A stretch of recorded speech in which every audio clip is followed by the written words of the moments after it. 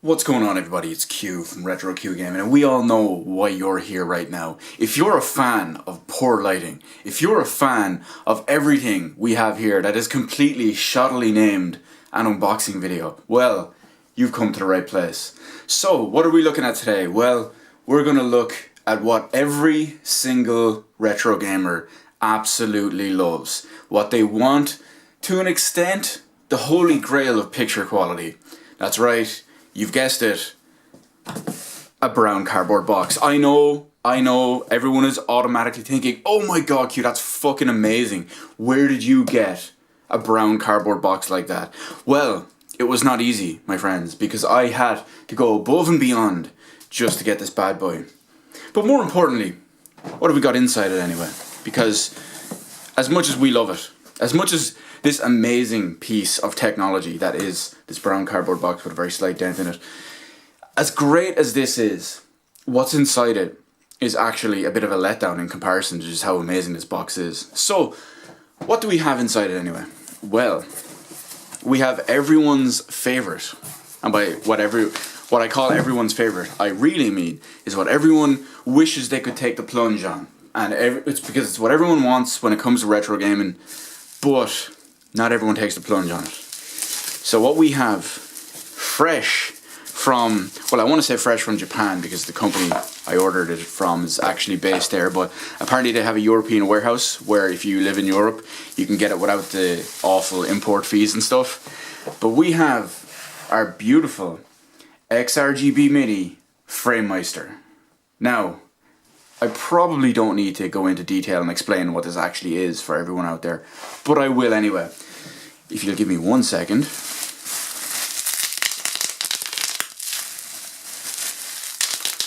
Because it wouldn't be proper if we didn't pop some bubble wrap.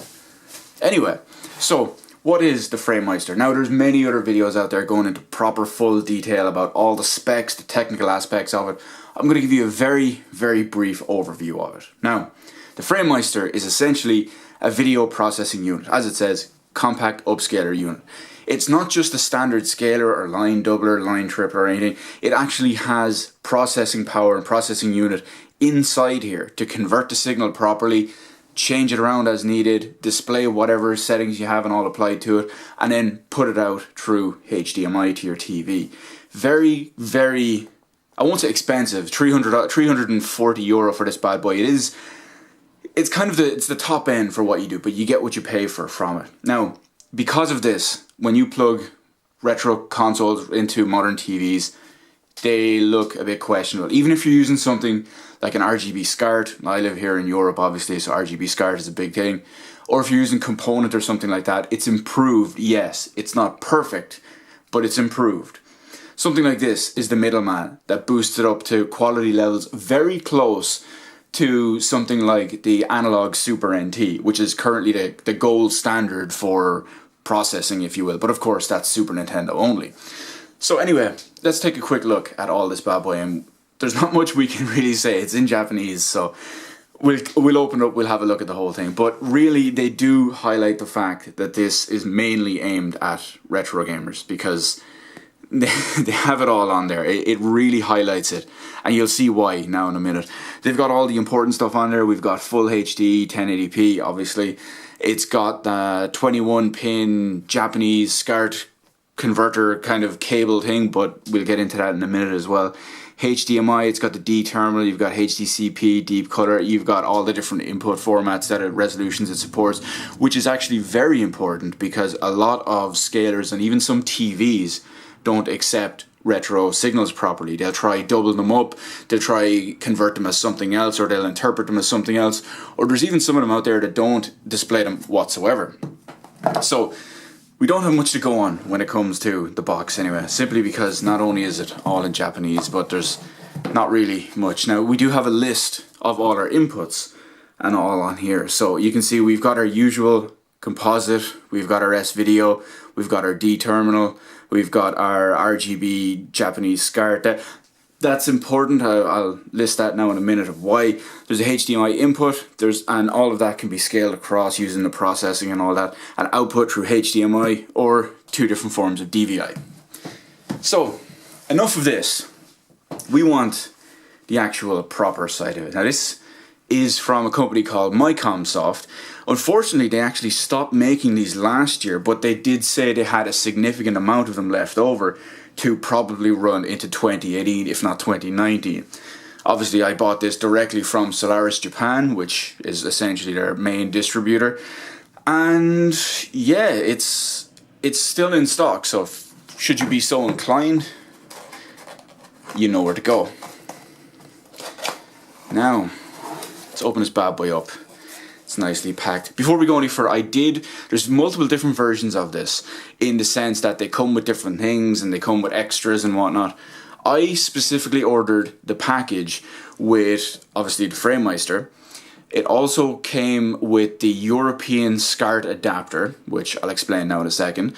And I ordered it with the extra D-sub converter, or D-terminals converter, sorry, which converts one of the existing ports on here. It's a cable that plugs into one of the existing ports on here, and it swaps over to a component input. So I can input component style stuff like my PS2, or depending on what way I want to use, I could use my OG Xbox, or I could possibly use the RGB SCART for that. But anything with component, I can now plug into here.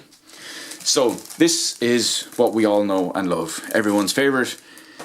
The manuals, the hardware, the paperwork, whatever. All completely in Japanese, so that's useless to me. Because, I mean, let's face it, people. We're men, we don't read instructions, right? But tish. Anyway, let's go. I usually want to leave the main thing to last. I usually like to go through the box first. But I'm just so...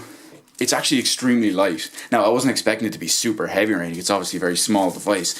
But because generally I usually associate, I won't say weight with quality exclusively, but usually when you have something good, you have something quality, it usually weighs a little bit more. Now I realize they're not going to just put it in to make it heavy just for the sake of it. But anyway, no, you know what? We are going to leave that to the last, just because it's not really fair. So what have we got here? This is actually just a little stand. I'll take it out anyway. This is a stand, so it can actually be stood vertically. Now I personally am going to leave it horizontal because it's going to be sitting under my TV for now anyway. It depends if I ever go ahead and change up my little setup. Batteries, just for the remote that comes supplied with it. We have our remote. Not much to say about this really. It's all in Japanese. There is I've seen an overlay online that you can actually print out. I can just get this out.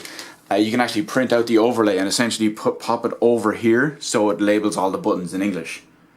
So it's what you'd expect. It's a remote control, Just what more is there to say about it? Gives you access to all the tons of different menus, features that you can customize, change, depending on what you want to do, all that good stuff. So what else have we got here? So this is now, here we go. This should be our European 21-pin SCART, 21-pin RGB adapter. Now, this is important. You have to specifically order the version that comes with this, because usually, by default, it actually comes with a Japanese version of this. Looks identical, still a 21-pin connector, but it's wired differently inside. All the pins, well, not just all the pins, but some of the pins are wired differently. They're in different places, they do different things. And that can be damaging to hardware, including your cables and console, and possibly even device. So you do not want to use the Japanese cable converter, like the Japanese one of these, with a European SCART cable. And conversely, you don't want to use a Japanese SCART cable with a European version of this. But the big thing that's important about that is because over here we have our RGB SCART. There's a great company I personally buy from called Retro Gaming Cables. They're based in the UK. They have their whole RGB pack-a-punch cables. Those are fantastic. My big screen TV at the moment has 2 RGB SCARTs on it. I use them on there, but obviously it's not great because I'm using them on a giant flat screen modern TV. However, with this bad boy, that's not going to be the case whatsoever. So let's see what else we've got. This will be the DTerminal cable. Now that's actually see if I can get a grip on it. It's very...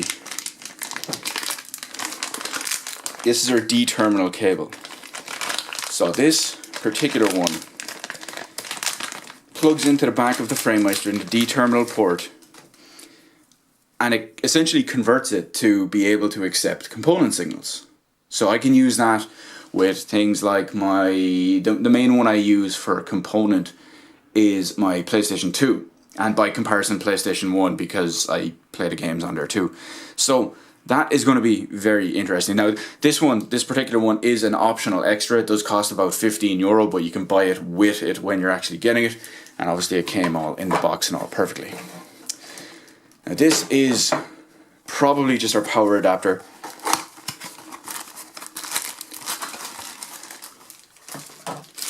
It's a power adapter. Now the big thing to note about this is, yes, naturally, of course, it uses a Japanese power plug. The big thing about it, I'm just going to look at it in the light off camera here, if I can see it. Yeah, okay, it is. So it is a full, this one is a worldwide plug. It's a worldwide adapter, 100 to 240 volt. So this can be used anywhere in the world without the need for a step-down converter. So all you need is a small adapter to literally just change these pins to whatever pins you have in your own, whatever we call them, plug sockets here. Now, I don't have, you know what I do? I have one over here. So because I live in Europe, this is what our plugs look like, our triple prong wall plugs. So by comparison, when you compare it to this, it's very, very different. So all I need to do is I have a couple of little converters that allow me to convert this style plug into this style plug without changing anything to do with the voltage or anything to do with the actual power input. I specifically use it for my analog Super NT, believe it or not. So all I need to do is take that off the Super NT plug, pop it on here, plug it in, and away we go.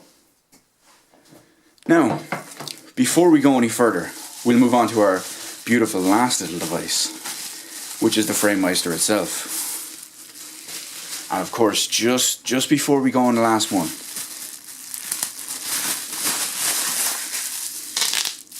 beautiful, absolutely beautiful. Quite the mess there, if I do say so myself. So we've got our beautiful compact upscaler unit XRGB Mini Framemeister. Lots of buttons we have on the front. You can swap, obviously you've got your power button, your input, so you can swap between all of them. Your menu, you can actually control it on the device, up, down, left, right, cycle between everything, or of course you can use the supplied remote. And we have our power, or our OK, or confirm button as well. So what have we got on the front anyway? Well, let's take a quick look. There's a bunch of LEDs hidden under here that obviously you can't see at the moment, but they are listed on here. Strangely enough, they're listed in English, believe it or not. But they're all in there anyway, so it'll go on whatever is being used, whatever, to inform you on whatever is on there.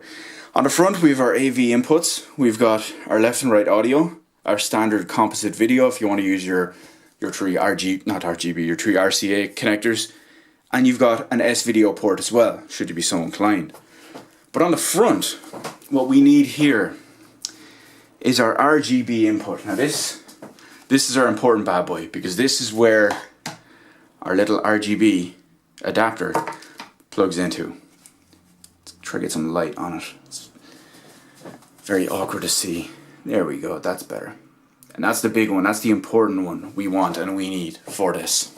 Not the only one, because I mean, I don't have RGB cables for everything, so there will be a little bit of this used, there will be a little bit of this used, and believe it or not, there will be a little bit of this used. That's why I bought it, because I did say it was an optional extra. And on the back, so we have our little power input. It's obviously, it's all listed and labeled and all at the top. But we have our power input. We have a standard USB adapter. 2 HDMI inputs, so it can actually be used as a pass-through or a hub if you want. So you could technically plug something like a PlayStation 4 and an Xbox One into this, or even something older, something smaller, whatever, like an Xbox 360 or something to that effect, and just pass through the HDMI signal.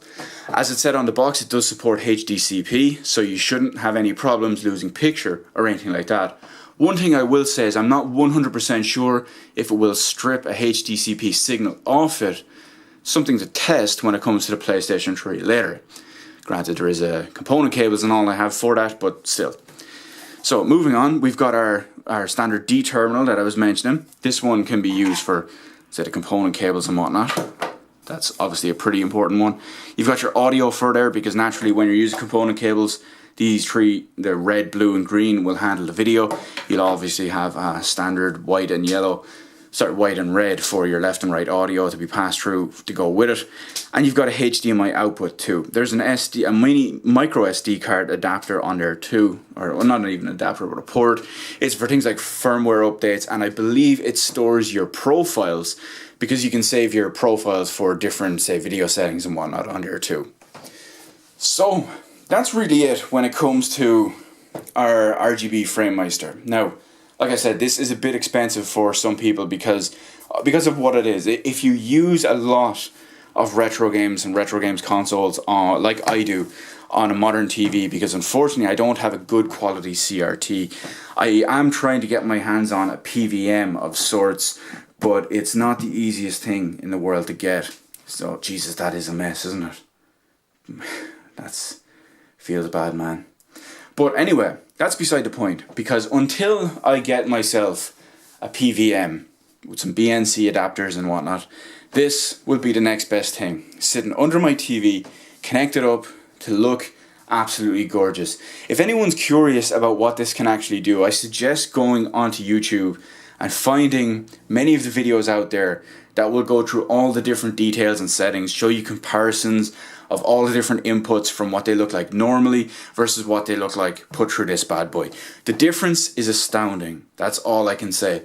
If, like me, I know I've said it already, you use a significant amount of retro gaming and retro gaming consoles on a modern flat screen TV, this is definitely the way to go. And it's likely going to be heavily, basically from what I've seen in tests, comparisons, etc., this is already going to be worth it. That's why I went out and bought it. There are other options out there like the OSSC, the open source scan converter, which kind of essentially only doubles and triples lines versus properly fully scales and has the technology inside it to receive the signal, process it, scale it, and then output it. This is why it's a little bit more expensive. Generally, it's considered better quality because you're getting a proper scaling, not just line doubling and whatnot. But I'm not going to go into the whole details of it. I've already talked about too many features in comparison to what I actually wanted to talk about. So let me know in the comment section below, have you ever been curious about a Framemeister? Have you ever been lamented by the significantly lower quality that you see on modern TVs when you plug in something, be it through component, be it through composite, if you're one of those unfortunate people that even still has to use RF for some reason, or if you're using SCART, S-Video, whatever it is. Have you always wanted or been curious about a Framemeister? Let me know all of that in the comment section below. Hit the appropriate button to let me know how I did on the video. While you're at it, why not go on over and hit the subscribe button and even ring the little notification bell. Granted, getting a notification from YouTube in current year about live streams or video uploads or whatever is still very, very questionable, but at least you can say you tried, am I right? Anyway, as always, thank you guys so much for watching, and I will see you in the rest of the videos in my channel while I go set up, configure this bad boy, and I can't fucking wait to see what it's like. Peace out.